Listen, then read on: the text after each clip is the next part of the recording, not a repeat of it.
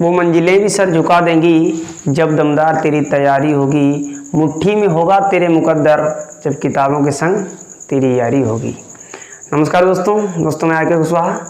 आज मैं आपको पढ़ाऊंगा क्लास 12th में फिजिक्स, जिसमें हम एक टॉपिक स्टार्ट करने वाले हैं इलेक्ट्रिक फ्लक्स। इलेक्ट्रिक फ्लक्स क्या होता है दोस्तों, इसके बारे में आपको हम डिटेल में बताएंगे।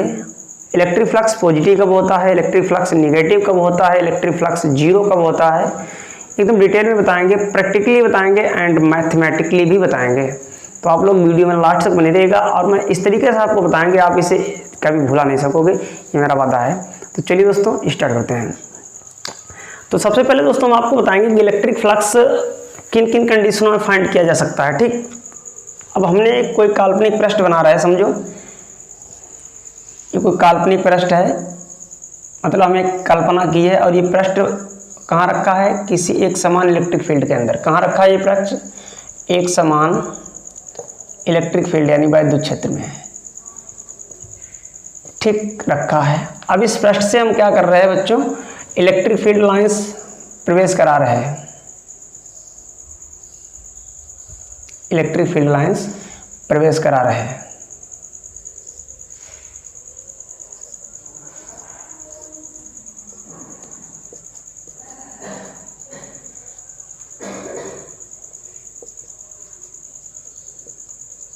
तो जो यहाँ पर अगर इलेक्ट्रिक फ्लक्स की हम बात करें तो ये बनेगा 1 2 3 4 5, मतलब जितनी प्रवेश की रेखाएं उतनी बाहर निकल गई, तो यहाँ पर इलेक्ट्रिक फ्लक्स बना बच्चों 5। समझना, अभी हम आपको बताएंगे कि एक्चुअली ऐसा होता क्यों है और डेफिनेशन में ऐसा क्यों लिखा जाता है, वजह क्या है। पहले हम आपको डायग्राम के अकॉर्डिंग समझा रहे हैं। ठीक, ये एक डायग्राम हो गया। उसके बाद में बच्चों हमने एक डायग्राम ये बनाया, इसकी हमने थोड़ी एरिया बढ़ा दी, ये थोड़ा बड़ा हो गया। ठीक, अब यहाँ से कुछ लाइंस इस टाइप से हमने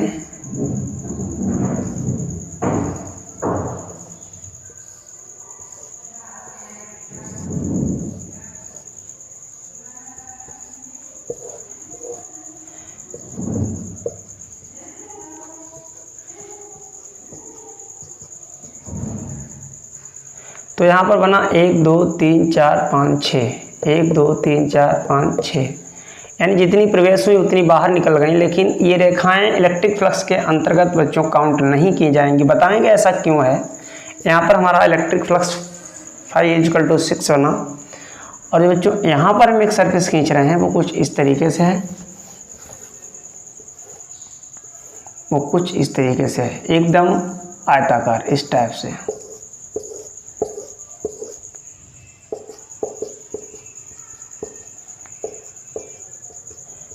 यहाँ पर बच्चों इलेक्ट्रिक फ्लक्स हमारा 0 है। ठीक, क्यों बच्चों, सबसे पहले आपको एक बात बता दें कि जो इलेक्ट्रिक फ्लक्स होता है बच्चों उसे रिप्रेजेंट किया जाता है, यहाँ पर हम लिखें इलेक्ट्रिक फ्लक्स बच्चों रिप्रेजेंट किया जाता है φ से। ठीक, और ये जो फार्मूला होता है इसका विद्युत क्षेत्र vector E, area vector A, इन दोनों का डॉट गुणा इलेक्ट्रिक फ्लक्स के बराबर होता है। इस चीज़ को आप याद रखना। आपने फार्मूला पढ़ा होगा vector A dot vector B, इसको बच्चों लिखा जाता है AB cos थीटा।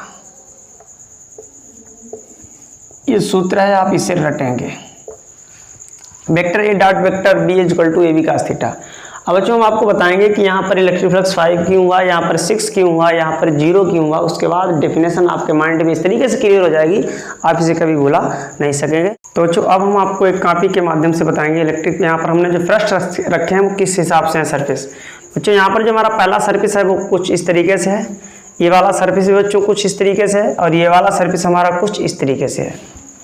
ठीक बच्चों, एक बात आपको बता दें कि जो किसी भी सरफेस का अगर इलेक्ट्रिक फ्लक्स के अंदर बात करें तो बच्चों किसी भी सरफेस में इलेक्ट्रिक फ्लक्स के अंदर याद रखना जो एरिया वेक्टर होता है, एरिया वेक्टर जिसे हम वेक्टर A कहते हैं, वह हमेशा ऑलवेज पृष्ठ के लंबवत होता है। कैसा बच्चों, पृष्ठ के लंबवत यानी परपेंडिकुलर होता है। एरिया वेक्टर हमेशा पृष्ठ के लंबवत होता है बच्चों। एक चीज देखना बच्चों, ऐसे केस में एरिया वेक्टर अगर मैं लंब इस वाले केस में अगर हमारा पृष्ठ ऐसा है तो एरिया वेक्टर ऐसा होगा, तभी तो लंबवत कहलाएगा। इस केस में बच्चों एरिया वेक्टर ऐसा होगा, और इस केस में एरिया वेक्टर ऐसा होगा। एरिया वेक्टर बच्चों हमेशा लंबवत होते हैं।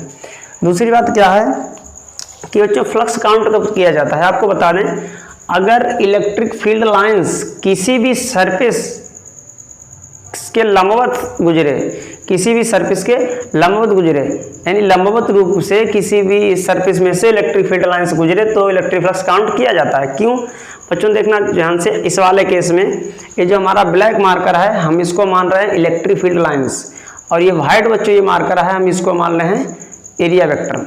तो ऐसे केस में बच्चों जब ऐसे होगा तो समझो अगर ये इलेक्ट्रिक फील्ड है बच्चों, ये इलेक्ट्रिक फील्ड है, सॉरी इलेक्ट्रिक फील्ड लाइंस है, और ये हमारा एरिया वेक्टर है। एरिया वेक्टर हमेशा लंबवत होगा, इधर से इलेक्ट्रिक फील्ड लाइंस प्रवेश करेगी, ठीक, और जब प्रवेश करेगी तो बाहर जब निकलेगी तो कुछ इस टाइप से बाहर निकलेगी, दोनों मतलब पीछे से इलेक्ट्रिक फील्ड लाइंस आ रही, ठीक, लंबवत है, और यहाँ पर वाइट कलर वाला एरिया वेक्टर है, तो दोनों की डायरेक्शन सेम हो गई बच्चों। ऐसे केस में जब दोनों की डायरेक्शन सेम होती है तो यहाँ पर जो एंगल बनता है एरिया वेक्टर और का नाम वैद्युत इलेक्ट्रिक फील्ड लाइंस के बीच, वो θ=0 होता है। उसी टाइप से बच्चों यहाँ भी, तो अगर ये वैद्युत क्षेत्र है तो अगर हम बनाना चाहें एरिया वेक्टर तो बच्चों हम इस टाइप से बना सकते हैं इसे, ठीक, इस टाइप बच्चों हम एरिया वेक्टर बना सकते हैं यहाँ पर इसे। लेकिन इस टाइप से बच्चों जो एरिया वेक्टर है वो कुछ ऐसा है पृष्ठ, तो एरिया वेक्टर ऐसा होगा, तो हमने इससे इस एरिया वेक्टर को ऐसे दर्शा दिया ऊपर डायरेक्शन में। तो बच्चों यहाँ पर जो थीटा हुआ वो 90 हुआ, थीटा कितना हुआ बच्चों, 90 हुआ। अब एक चीज़ देखना बच्चों कि इलेक्ट्रिक फ्लक्स का फार्मूला एक्चुअली होता क्या है, हमने आपको क्या बताया, phi E equal to E vector E dot vector A. इसे हम सिंप्लीफाई करेंगे तो बनेगा ई ए कॉस थीटा। अगर हम इस फार्मूले के बेस पे देखें इसे, तो अब थीटा क्या है, यहाँ पर 0 है, कॉस 0 की वैल्यू क्या होती है बच्चों, 1 होती है। तो इस वजह से ऐसे केस में इलेक्ट्रिक फ्लक्स बच्चों ई ए बना, यानी हमारा 0 नहीं हुआ। इसी केस में बच्चों थीटा क्या होगा, 0 होगा। क्यों, क्योंकि इलेक्ट्रिक फील्ड लाइंस और एरिया वेक्टर दोनों एक ही डायरेक्शन में है, तो थीटा 0 होगा। इस वजह से यहाँ पर भी बच्चों इलेक्ट्रिक फील्ड क्या बनेगा, ई ए बनेगा, ठीक। लेकिन यहाँ बच्चों थीटा क्या है, 90 है, 90 इस केस में। अगर हम इलेक्ट्रिक फील्ड की बात करें, 90 यहाँ पर लिखा है, तो फाई क्या होगा, ई ए कॉस थीटा, ई ए कॉस थीटा। थीटा कितना है बच्चों, 90 है, तो कॉस 90 की वैल्यू 0 होती है, तो ये पूरा आंसर 0 हो गया। ऐसा क्यों हुआ बच्चों, क्योंकि पृष्ठ ऐसा था, पृष्ठ ऐसा था, एरिया वेक्टर ऐसा था, ठीक। और इलेक्ट्रिक फील्ड लाइंस बच्चों तभी काउंट की जाती है इलेक्ट्रिक फ्लक्स के अंतर्गत जब वो इलेक्ट्रिक फील्ड लाइंस किसी भी सरफेस के लंबवत गुजरे। तो अगर पृष्ठ बच्चों ऐसा है तो इलेक्ट्रिक फील्ड लाइंस ऐसे जाएगी, इस टाइप से जाएगी, तो लंबवत कहाँ, ये तो इसके पैरेलल यानी समांतर ऊपर से गुजर रही है ना, तो यहाँ पर बच्चों ये एंगल 90 हो गया। इस वजह से यहाँ पर फ्लक्स क्या हुआ, 0 हुआ। तो डेफिनेशन में बच्चों ये सब मनगढ़ंत कहानी है, एक्चुअली में ऐसा कुछ का नाम प्रैक्टिकली इसे नहीं देखा जा सकता है कि वास्तव में ये कोई पृष्ठ या सरफेस बना होगा। सब एक इमेजिन किया है कि हाँ ऐसा होगा, ऐसे इलेक्ट्रिक फील्ड लाइंस गुजरेगी, ऐसा ये सब होगा, ठीक। ये सब इमेजिन किया है, कल्पना की है, फील किया है। डेफिनेशन में क्या लिखेंगे बच्चों कि एक समान वैद्युत क्षेत्र में स्थित किसी काल्पनिक पृष्ठ में से, ये बच्चों कैसा पृष्ठ है, कोई इमेजिन किया हुआ पृष्ठ, एक समान वैद्युत क्षेत्र में से स्थित किसी काल्पनिक पृष्ठ में से लंबवत गुजरने वाली इलेक्ट्रिक फील्ड लाइंस की संख्या को क्या कहते हैं, इलेक्ट्रिक फ्लक्स कहते हैं, electric number of electric field lines को क्या कहते हैं, इलेक्ट्रिक फ्लक्स कहते हैं बच्चों। जितनी इलेक्ट्रिक फील्ड लाइंस इस सरफेस के होकर गुजरेंगी उतना ही इलेक्ट्रिक फ्लक्स के अंतर्गत काउंट किया जाएगा। और कंडीशन ये है कि इलेक्ट्रिक फील्ड लाइंस इस सरफेस के लंबवत गुजरनी चाहिए बच्चों। यहाँ पर इलेक्ट्रिक फ्लक्स 5 था, यहाँ पर इलेक्ट्रिक फ्लक्स 6 क्यों हुआ, क्योंकि बच्चों ऐसा था, वही इलेक्ट्रिक फील्ड लाइंस काउंट की जाती हैं जो इस सरफेस में से होकर गुजरती हैं, जो सरफेस के अंदर से गुजरती हैं, ठीक। अब ये 2 ऊपर गुजर रही थी, 2 नीचे गुजर रही थी, इससे बाहर हो रही थी, इस वजह से उनको हमने काउंट नहीं किया। इसका मतलब यहाँ पर जब थोड़ी एरिया छोटी थी तो इलेक्ट्रिक फील्ड 5 बना था, एरिया थोड़ी हमने इसकी बड़ी बनाई तो इलेक्ट्रिक फ्लक्स क्या बना, 6 बना। तो इसका मतलब बच्चों ये है कि इलेक्ट्रिक फील्ड लाइंस जो है एरिया पर भी डिपेंड करता है, यानी एरिया बढ़ेगी तो इलेक्ट्रिक फील्ड लाइंस भी ज़्यादा गुजरेंगी, ज़्यादा क्रॉस होंगी, है ना। तो इसका मतलब जो electric field lines, electric flux होता है बच्चों, वो एरिया के अनुक्रमानुपाती होता है, डायरेक्टनेस प्रोपोर्शनल। अब बात बच्चों हम करेंगे फार्मूला प्रूफ करते कैसे करते हैं। तो आपको हमने ये समझा दिया। अब हेडिंग डालेंगे, पहले आपको हम डेफिनेशन लिखाएंगे, उसके बाद फार्मूला प्रूफ करके दिखाएंगे।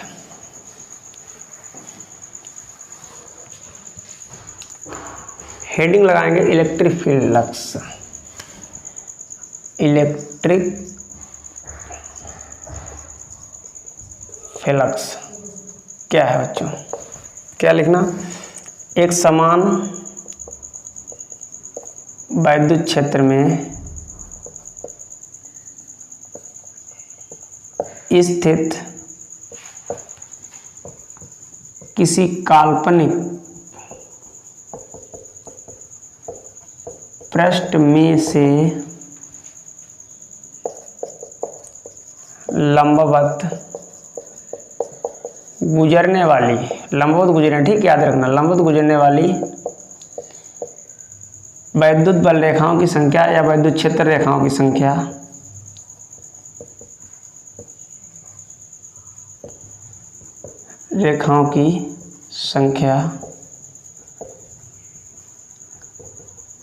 इलेक्ट्रिक फ्लक्स कहलाती हैं। ठीक, इसे फाई ई से प्रदर्शित करते हैं, फाई ई से प्रदर्शित करते हैं। इसका मात्रक न्यूटन मीटर स्क्वायर पर कूलम होता है। ये बच्चों इसकी डेफिनेशन थी। इलेक्ट्रिक फ्लक्स का जो बच्चों फार्मूला होता है वो एरिया वैद्युत क्षेत्र vector E area vector A का डॉट गुणा होता है। ठीक, अगर बच्चों हम इससे डॉट गुणा हटाएंगे तो ये बनेगा ई ए कॉस थीटा। ये फार्मूला इसका निकल के आता है, न्यूटन मीटर स्क्वायर पर कूलम इसका यूनिट होता है। अब बच्चों ये आया कैसे, कैसे प्रूफ हुआ आपको बताते हैं, जरा ध्यान से देखना बच्चों। इसके लिए हम क्या करते हैं, एक पृष्ठ खींचते हैं, एक समान वैद्युत क्षेत्र में एक काल्पनिक पृष्ठ हमने खींचा,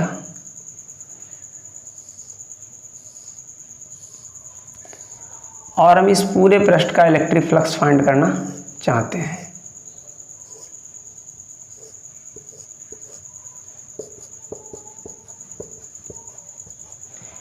ये बच्चों जो रेखाएं हैं इस इलेक्ट्रिक फ्लक्स के लंबवत गुजर रही हैं। कैसे बच्चों गुजर रही हैं, लंबवत। तो हम इस पूरे सरफेस का इलेक्ट्रिक फ्लक्स निकालना चाहते हैं जिसकी एरिया हमने कैपिटल ए मानी है। तो हम विचार करते हैं कि ये जो पूरा सरफेस है ऐसी कई एरियाओं से मिलकर बना होगा, कई छोटी छोटी एरियाओं से मिलकर बना होगा। हमने जिसकी एरिया अल्प क्षेत्रफल वेक्टर डी ए मान लिया और वैद्युत क्षेत्र यहाँ पर वेक्टर ई मान लिया। ठीक बच्चों, इस पूरे का इलेक्ट्रिक फ्लक्स फाइंड करने के लिए हम इसकी बहुत छोटी सी एरिया पर विचार करते हैं कि छोटी सी जो हमने इसकी एरिया ली है इसका इलेक्ट्रिक फ्लक्स कितना होगा, और बच्चों जितना इसका इलेक्ट्रिक फ्लक्स निकल के आएगा उसका हम इंटीग्रेशन कर देंगे। तो बच्चों यहाँ पर लिखा जाएगा, चाहे आप इसे नोट कर लें, पहले मिटा दें, स्क्रीनशॉट ले लो बच्चों। चलिए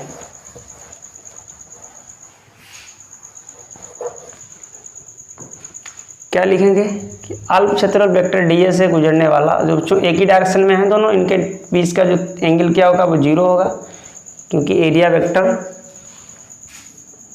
वैद्युत क्षेत्र वेक्टर ई और एरिया वेक्टर डी ए दोनों एक ही डायरेक्शन में है, इसलिए इनके बीच थीटा क्या होगा बच्चों, 0 होगा।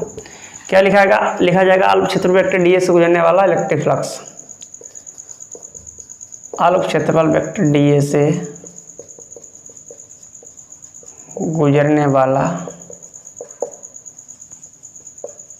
इलेक्ट्रिक फ्लक्स, एरिया बहुत कम है, फ्लक्स बहुत कम होगा, D phi E equal to vector E dot vector D A. ठीक, वैसे तो ए होता था, एरिया कम है तो डी हो जाएगा। फॉर्मूला के हिसाब से इसे लिखा जाएगा बच्चों E D A cos theta.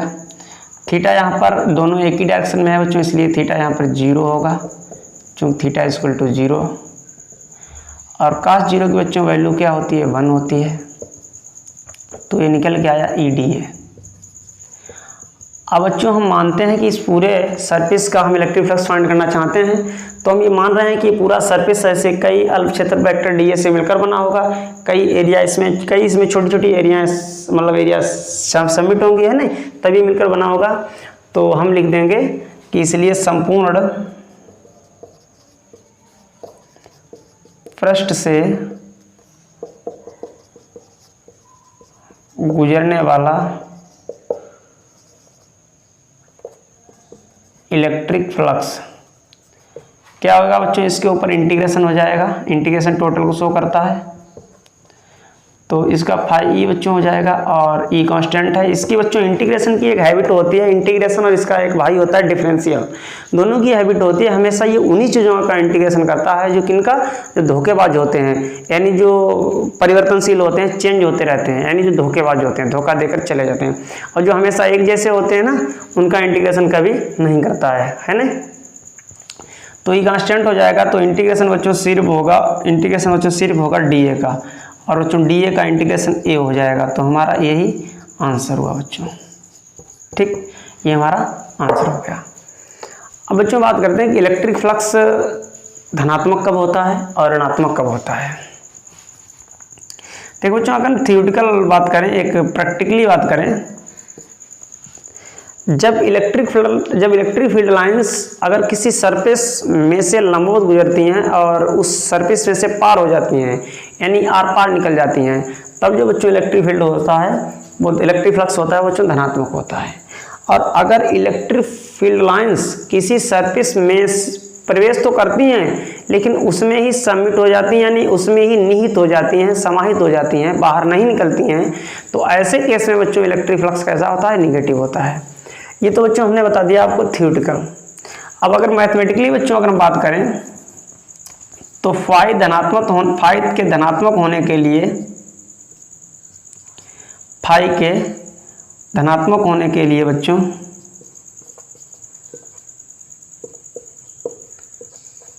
Phi के धनात्मक होने के लिए बच्चों जो थीटा होगा वो याद रखना बच्चों 90 डिग्री से कम होगा।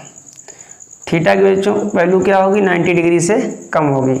अगर हमारा इलेक्ट्रिक फ्लक्स धनात्मक होगा तो इलेक्ट्रिक फ्लक्स धनात्मक सिर्फ तभी होगा जब वैद्युत क्षेत्र वेक्टर ई और एरिया वेक्टर डी ए का बीच का कोण जो है बच्चों थीटा से 90 से कैसा हो, कम हो। अगला केस बच्चों यह है कि अगर फाई हमारा निगेटिव है तो फाई बच्चों ऋणात्मक तभी होगा, ऋणात्मक होने के लिए फाई बच्चों ऋणात्मक तभी होगा जब थीटा की वैल्यू 90 से अधिक हो, जब थीटा की वैल्यू 90 से अधिक हो। अभी बताएंगे ऐसा क्यों हुआ, इसको भी हम डिफाइन करेंगे, ऐसा मतलब मैथमेटिकली आपको दिखाएंगे ऐसा हुआ क्यों। दूसरा बच्चों कैसा है कि इलेक्ट्रिक फ्लक्स जीरो बच्चों कब होगा, इलेक्ट्रिक फ्लक्स जीरो कब होगा, जीरो कब होगा। याद रखना जब बच्चों थीटा की वैल्यू 90 की इक्वल हो तो ऐसे केस में इलेक्ट्रिक फ्लक्स क्या होगा, जीरो होगा। तो बच्चों आपको बताएंगे, सबसे पहले आप इसे स्क्रीनशॉट ले लें, मिटा दें बच्चों। चलिए बताएं बच्चों इलेक्ट्रिक फ्लक्स जीरो कब होता है, जरा ध्यान से देखना। अभी हमने इलेक्ट्रिक फ्लक्स का जो फार्मूला लिखा था बच्चों क्या निकल के आया था, EDA cos theta, phi E is equal to EA cos theta कर दो या EDA cos थीटा कर दो, उससे कोई फर्क नहीं पड़ता। इसको भी बच्चों लिखा जा सकता है EA cos थीटा। अब बच्चों देखिए अगर हम धनात्मक के केस में तो थीटा की वैल्यू हम सबसे पहले कितनी लेंगे, 90 से कम, 90 से कम। तो 90 से कम बच्चों कितनी वैल्यू समझो ले लें, मान लो हम थीटा की वैल्यू बच्चों 60 ले रहे हैं, तो cos 60 का मान बच्चों कितना होता है, हाफ। यहाँ पर बच्चों हमने थीटा कितना लिया 60 डिग्री, तो cos 60 का मान हाफ होता है, यानी EA/2। तो हमारा रिजल्ट कैसा बच्चों आया, पॉजिटिव। ठीक, ये पॉजिटिव वाली बात हो गई। अब बच्चों अगर बात करें निगेटिव के लिए, तो निगेटिव के लिए हमें जो थीटा है उसका मान 90 से अधिक होना चाहिए। तो निगेटिव के केस में बच्चों जो थीटा है वो हम लेंगे समझो 120 डिग्री। ठीक, अब बच्चों cos 120 की जो वैल्यू होती है वो होती है -12, तो आंसर आ जाएगा -12 ये, तो यहाँ पर निगेटिव हो गया। ठीक, अगला बच्चों पॉइंट ये था कि इलेक्ट्रिक फ्लक्स जीरो कब होता है, तो इलेक्ट्रिक फ्लक्स बच्चों जीरो होने के लिए थीटा जो है वो 90 होना चाहिए। कितना बच्चों होना चाहिए, याद रखना, थीटा 90 होना चाहिए। cos 90 की वैल्यू क्या होती है बच्चों, जीरो होती है। ठीक, इस वजह से पूरा जीरो हो गया। तो आप याद रखना बच्चों, इलेक्ट्रिक फ्लक्स पॉजिटिव भी होता है, निगेटिव भी होता है, जीरो भी होता है। प्रैक्टिकली अगर देखा जाए तो इलेक्ट्रिक फील्ड लाइंस अगर किसी सरफेस में से आर पार गुजर रही हैं उसके लंबवत होकर, तो इलेक्ट्रिक फ्लक्स पॉजिटिव होगा। अगर उसमें ही निहित यानी समाहित हो रही हैं तो इलेक्ट्रिक फ्लक्स नेगेटिव होता। और अगर वो 90 के एंगल पर उसके किसी भी सरफेस के पैरेलल गुजर रही हैं समांतर, तो इलेक्ट्रिक फ्लक्स हमेशा जीरो होता है। और एक बात और याद रखना, जो एरिया वेक्टर होता है बच्चों हमेशा हमेशा हमेशा सरफेस के लंबवत होता है, सरफेस के लंबवत होता है, वो कभी नहीं चेंज होता है, याद रखना। अगर बच्चों सरफेस ऐसा है तो एरिया वेक्टर ऐसा होगा, अगर सरफेस ऐसा है तो एरिया वेक्टर ऐसा होगा, अगर सरफेस ऐसा है तो एरिया वेक्टर ऐसा होगा। ठीक, एरिया वेक्टर हमेशा सरफेस के लंबवत होता है, वो कभी चेंज नहीं होता है, पृष्ठ चाहे जैसा भी हो बच्चों, इस चीज़ को आप याद रखना। तो आज के लिए इतना ही। अगर वीडियो अच्छा लगा हो तो प्लीज़ वीडियो को लाइक करना, ज़्यादा से ज़्यादा शेयर करना, और चैनल पर नए हो तो चैनल को सब्सक्राइब जरूर कर लेना। अब हम डेली बच्चों per day video continue upload करते रहेंगे। तो आज के लिए इतना ही। Thanks for watching.